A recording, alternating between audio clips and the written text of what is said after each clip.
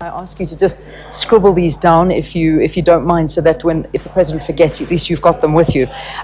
This question is, why Africa, who have millions of unemployed people, don't create cheaper labor to attract factories like in China? This is one of the questions that's asked by Eric Mahamene. He writes this to us. And then finally, pertaining to education, Mr. President, why is education infrastructure neglected at farm schools, and particularly in the Eastern Cape? When are mud schools going to go? When are we going to get rid of those? So those are the questions that have been asked by viewers. It's back to you. Okay, so first question. Why aren't we creating cheaper labor in Africa, as they do in countries like China, which has made them competitive? And in fact, we're seeing Chinese goods flooding the whole world. Is that something that we can learn from them? Well, I'm not sure whether the question is as easy as we look at it. Firstly, I think we all believe that we cannot exploit workers. And the days of no trade unions, the unions that fight for the rights of the workers, are gone in many parts of the world. I know that in the Far East, that issue is still a big issue. I don't think anyone in the world generally appreciates that there should be workers that are exploited. Now, if we are talking about Africa, I think if to the population that is disadvantaged already, you then create workers who are earning next to nothing, I don't think that will be accepted by the unions or by the society. You have the developed countries that the unions also have become a factor, because you cannot exploit other people, make yourself too rich. How in the Chinese or whatever, in the Far East, they've succeeded to do so is a different matter. And I don't think I want to enter into that space. But we can't say, because we want the economy to grow, let us then create cheap labor. That is being fought. It has been fought for years. Workers have fought and died for it. I think the question of the conditions at work and the question of minimum wage, etc., those have become things that they are part of the economy. You cannot. I think that suggestion really could cause problems, and I'm sure if the unions could see that we are even talking about it, they will have a right to be on the streets. Is there not an opportunity then maybe to speak to countries like China to level the playing field so that you can compete fairly? Because they do seem to have an unfair advantage, and then that translates into cheaper goods coming into our country, competing on unfair level. Well, you could talk to them, but I don't think you could dictate what they must do. You could talk in terms of the relation that you have between them and us, in terms of the cheap goods, etc.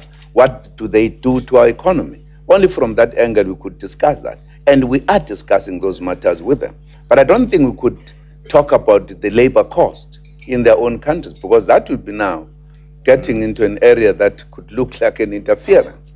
But certainly, with regards to their goods that come to our markets, that therefore undermine our own, is a matter that we are discussing. How they are going to relate to that is a different matter. Certainly, we might have to have some regulations. How do we deal with that matter so that our economy, as we relate with them, is not undermined? And then the other part of those questions was about education infrastructure, particularly in this province. When are we going to see an end to mud schools and perhaps children even studying outside? Of course, we have a plan, and we have budgeted for, particularly, generally in the country, particularly in the Eastern Cape. The plan to deal with mud schools is there, and it is budgeted for. So that program is actually beginning to roll. You know that our education department has a 10-point plan. Part of that is actually eradication of the mud schools. So that issue is being attended to. All right, let's go back to our tables, and there's a representative here from the Black Business Council. Sandile, table number 8, if you could, I can't see your writing of your surname, if you could just stand up, identify yourself and pose your question.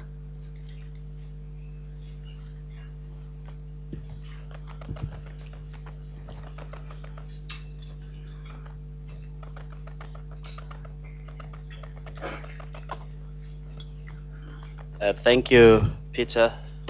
Thank you, Mr. President, for affording us the opportunity to raise a question. From the Black Business Council, we appreciate the endeavor to build a dam along the Umzimvubu River, because we think it's very important from a perspective of sustainable food security for this country. The question really is, what is the government's plan? Firstly, for black contractors to benefit from the construction of the dam, and number 2, for black aspiring farmers and farming communities to benefit from the activity.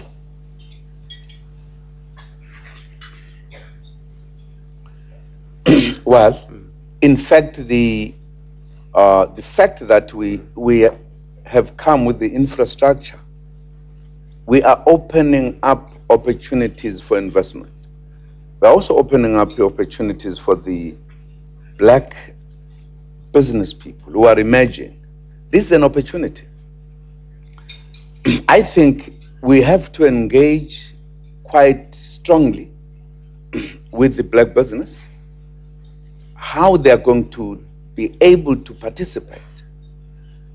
I'm sure from government point of view, we will welcome a kind of a discussion that could emerge with a plan that will be able to ensure that they participate.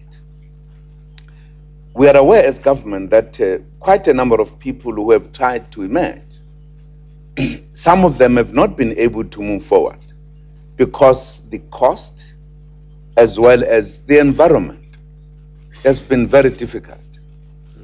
So we are ready to participate in discussions. How do we deal with this issue? And I would be very happy that the BBC takes upon itself to sit down and actually work out how it sees itself participating, particularly those who might be involved in construction as well as farming. Because I don't think we can sit and dictate and plan for everybody. I think it's going to take the interaction between the two. I would be very happy that we can have time to sit down and say, here is the opportunity. We think that's going to take a number of years in agriculture as well as in the construction of dams and roads. How do we as BBC see ourselves? And once we discuss that, the plan, how do we see the financing of it? How do we then discuss with the financial institutions to ensure that there's a deliberate plan, to ensure that they are part of these economic activities? I would really welcome that opportunity. All right. After the break, we're going to continue a little bit with this theme about infrastructure development, because some businesses are concerned about the administrative burden in perhaps securing some of those contracts, and we'll look at that after this break.